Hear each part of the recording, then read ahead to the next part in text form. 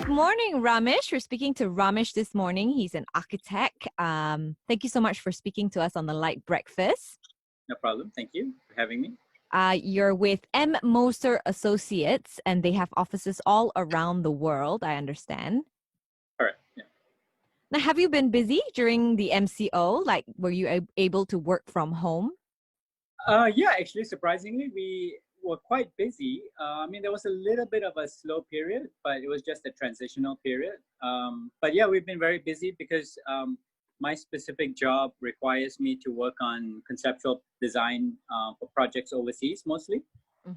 Hence, when China was kind of in lockdown, the rest of the world was still pretty busy.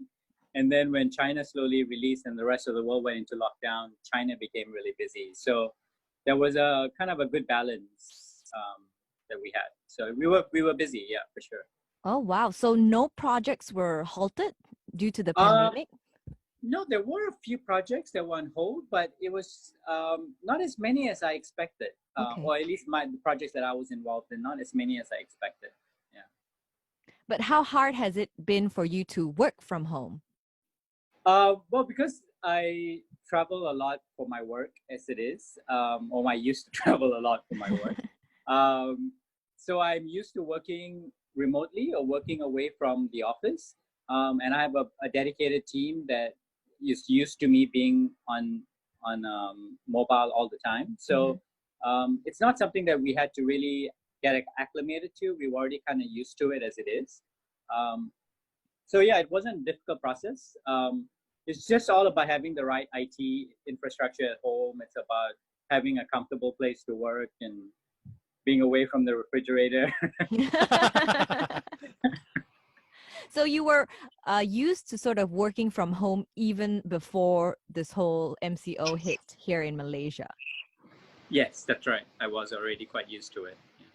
But did you have to go back into work, into the office now that we're in RMCO? I've gone in a couple of times just to pick up some stuff, but there's a lot of SOPs to get into the office per se. Because once you're in the office, it's not so bad. It's just that we have a tagging system for the lift in the building that we occupy. So it's a very long process, and it's a really tedious process to get in and out of the building. And it's not as efficient. I feel like we're already quite used to working from home, and efficiency level hasn't changed. So why go back to the office right away? Certainly we will. But I think it's important to go back to the office because there is that sense of team building that needs to happen. But so I will go in on and off. But I think the majority of the time I will probably continue to work from home. How have things changed in the office, though? I mean, functionally. Well, we used to have a free address, which is so basically you pick where you want to sit. So there is no fixed workstation or work point for you, and we have lockers. So now we can't have that anymore. So we have Team A and Team B. So we've divided the entire office into two teams, and basically everybody gets an assigned desk. And so Team A comes in on, say, like for week 1, they come in Monday, Wednesday, Friday, and then Team B comes in Tuesday, Thursdays, and then the following week it's reversed. So that's how we kind of maintain the distance, the 2-meter distance, and just to have some social distancing within the office. How hard is it to follow those procedures, though? I guess the office has been amazing.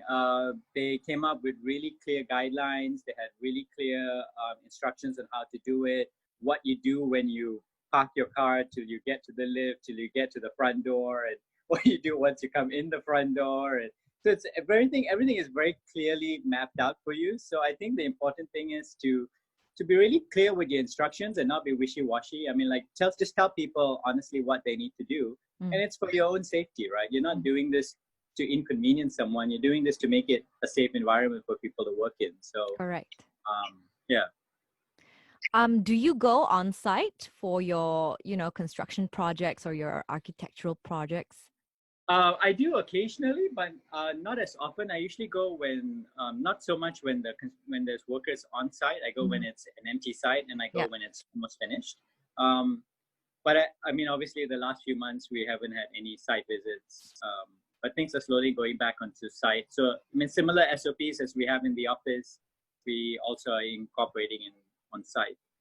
Yeah, because I'm wondering if you go to a construction site, what are some of the SOPs that you have to follow? Because there are lots of people It's a there. construction site, right? Yeah. Yeah, exactly. And then, I mean, it's hard to tell construction workers the social distance, right? Correct. And I mean, you can't really test them every time they come into the to site as well. So it's difficult. I mean, I think you just have to educate people to be a little bit more vigilant in how they they are in on site, and to try and maintain some level of social distancing. I mean, even wearing a mask, you can't expect construction workers to wear a mask all the time because it's really hard to breathe through that. And you're in, surrounded by construction dust, and you need, it's very difficult. So yeah, it's tricky on site. Definitely Actually, tricky. speaking of the sites, I noticed that when it moved from MCO and I think to CMCO, some construction sites started to get back into some kind of normalcy. How is it Yeah. now? I mean, is it full on 100% or? Not, I wouldn't say it's full on. I would probably say it's about 60-70% back on site. Mhm. But I remember reading that the minister only allowed construction projects which are almost complete to start work again. So Correct. So it's have you more had like any of your projects that you haven't started being cancelled by the clients or the customers? Yeah, not so much cancel, but mostly on hold. So just Okay. an extended period of hold, because I mean the ultimate thing is COVID is here to stay, right? We're not going to run away from it, and it's going to be like every other pandemic. We're going to get over it at some point. So clients are not canceling projects; they're more deferring the start date, so till things come to some sense of normality before they actually start. Mm. But the company that you work for is relatively huge around the world. Have you heard Correct. from maybe friends from other agencies or other firms that aren't doing as well, and you're like, wow, you guys still have so many clients and it's not canceled and postponed? Did you hear from them? Yeah, a couple of my close friends, because I studied in the US. So a couple of my friends, a few of my friends in the US they are having a hard time because the US economy obviously has been hit, and a lot of projects there have been on hold, and maybe they don't work for as large of a firm, so there's not that kind of portfolio to fall back on. So it's a little bit tough. I mean, it's tough times for sure. I mean, it's hard to say where we will be in the next 6 months or a year, but yeah, we should all be very hopeful or thankful for the jobs we have. But what are some of the challenges in your job that you face right now in this new norm? Some clients really can't get over the fact that I can't physically be there to see them. So I did actually end up losing a couple of projects because I couldn't physically be in China at that point to present to the client. Because with some clients, they want to see that, have that face value. So even though they understood that Malaysia's on lockdown, or you have all these quarantine periods that you need to go through, but they couldn't get over that fact. Where else they picked a firm that was local, and that local designer managed to be there on site or in front of them. So I think there's still that perception that, or in some countries anyway, that that face value is still really important. And as much as many times as we do Zoom calls or team calls or video calls or whatever, it's still that face value is still very much needed. People still want to physically see the person that's doing the work, or that's conceptualizing for them. So it's tough. I was very disappointed with a couple of projects because I expected a multinational client like that to understand, but it's strange. Yeah, I didn't quite expect that, so that was a little bit unexpected for me.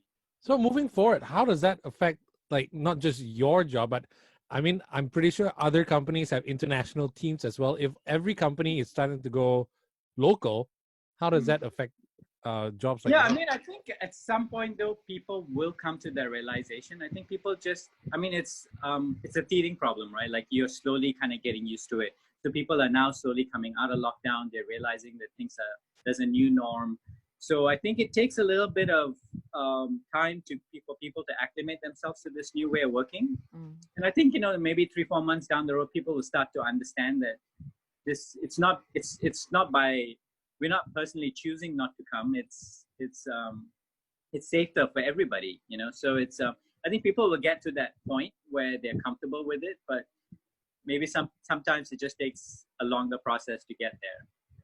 How about yourself? When do you think you'll be comfortable enough to fly again, to resume all your overseas projects? Yeah, to be honest, probably not till next year. Yeah, I would be very hesitant to be on a plane or be in an airport right now. Yeah. How's it feel? I mean, you're so used to airports and hotels. I'm worried about my air miles. Yeah, it's weird. I mean, like, yeah, it's weird. It's a different feeling, Like, I used to spend more than half a year away from my home, and now I spend tremendous amount of time at home, and it's been nice because, like, you get used to a certain lifestyle, and you're a lot healthier. I exercise a lot more now. I eat a lot healthier because I'm cooking whatever I eat. So you develop a really healthy lifestyle, and you find some balance in it, because I can also work very efficiently, and I can have a healthy lifestyle. So it's a good balance being at home. Can you maintain this though? I mean, like, will you continue to do so? I mean, I'm a pretty motivated person as it is. I mean, I work out every day anyway when I was traveling before.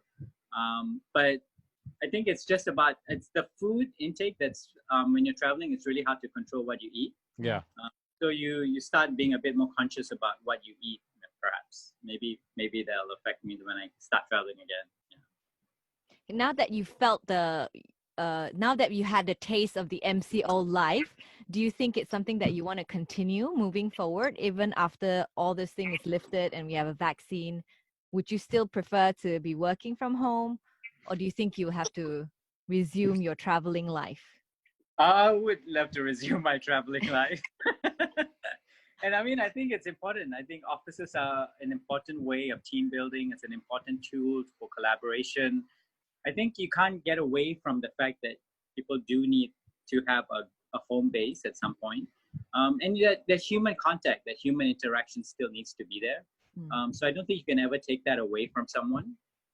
So yeah, I would, once things become normal and we have a vaccine, like you said, and it becomes a part of your daily life, then I think people should resume to the way life used to be.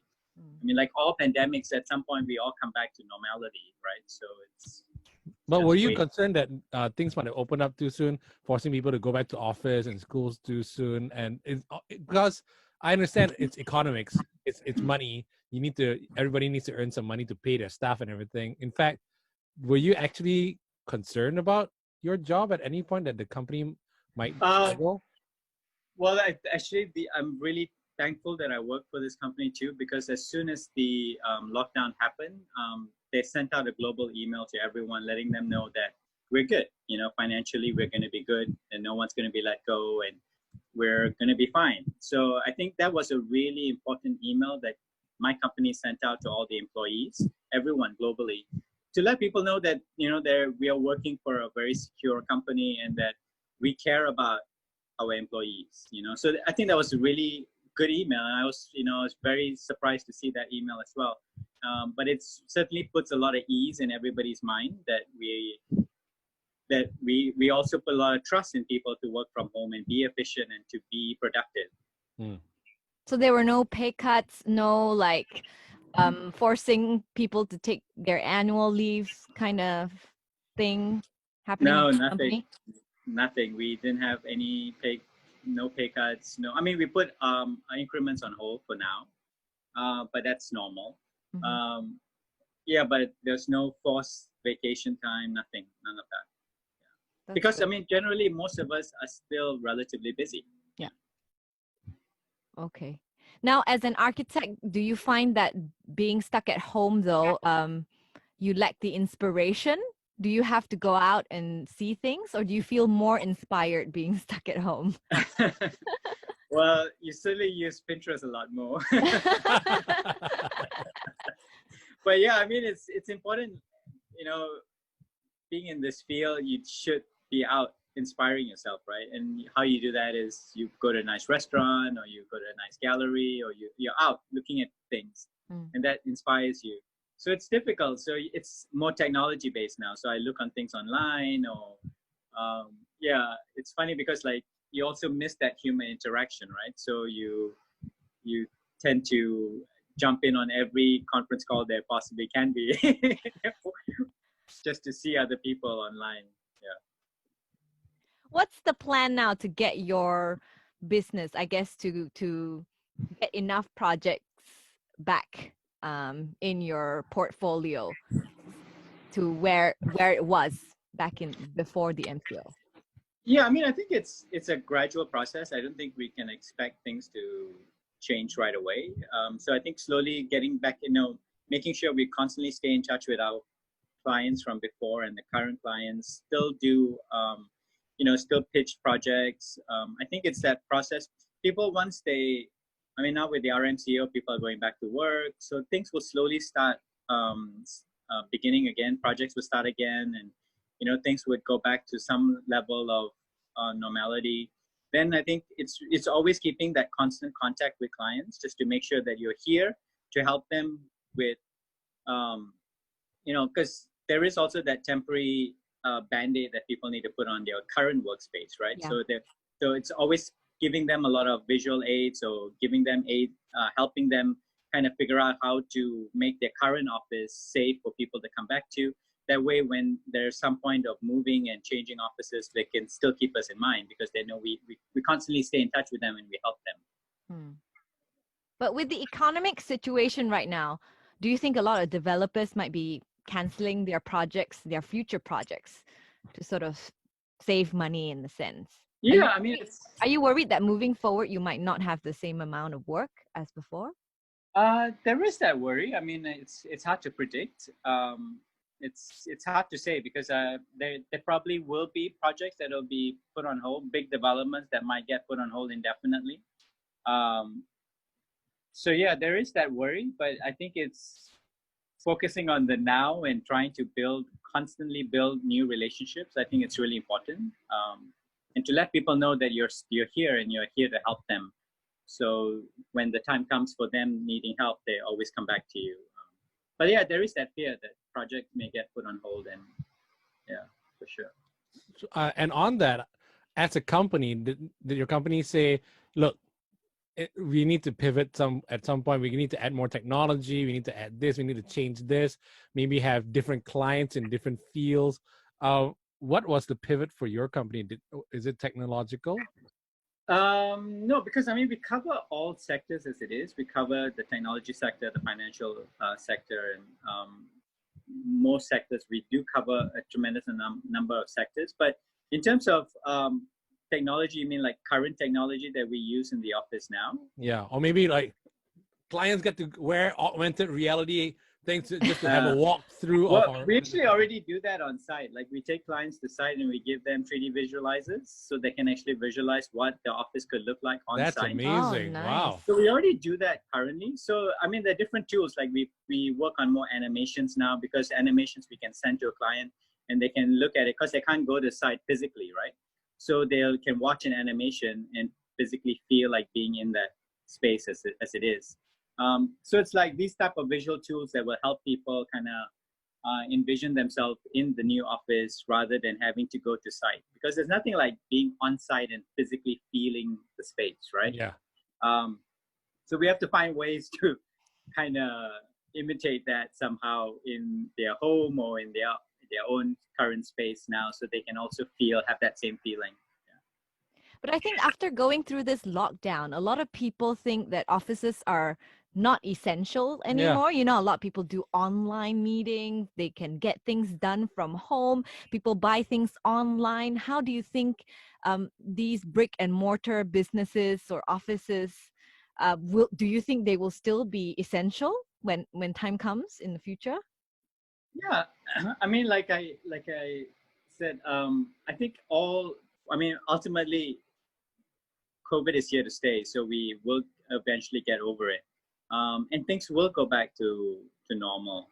And I think it is important to still have that I mean, an office environment, or these shops or these cafes, so are important because they're a social tool, right? They help us. They teach us how to be social. They teach us how to collaborate. They teach us how to interact and build our confidence level. So you still need all these mom and pop shops, and you still need these cafes, and you still need to be out and interacting with people and learning how to build social skills. And so I think essentially things will go back to some form of normality, and it's important to keep that hope, because we don't want to lose that touch where people become so insulated and they become so comfortable of being by themselves at home.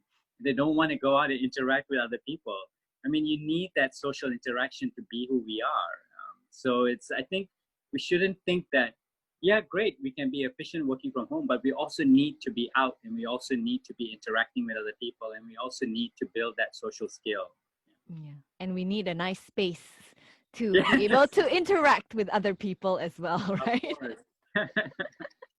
For sure. Ramesh, lastly, what is your advice to businesses starting back again after the MCO, after the lockdown?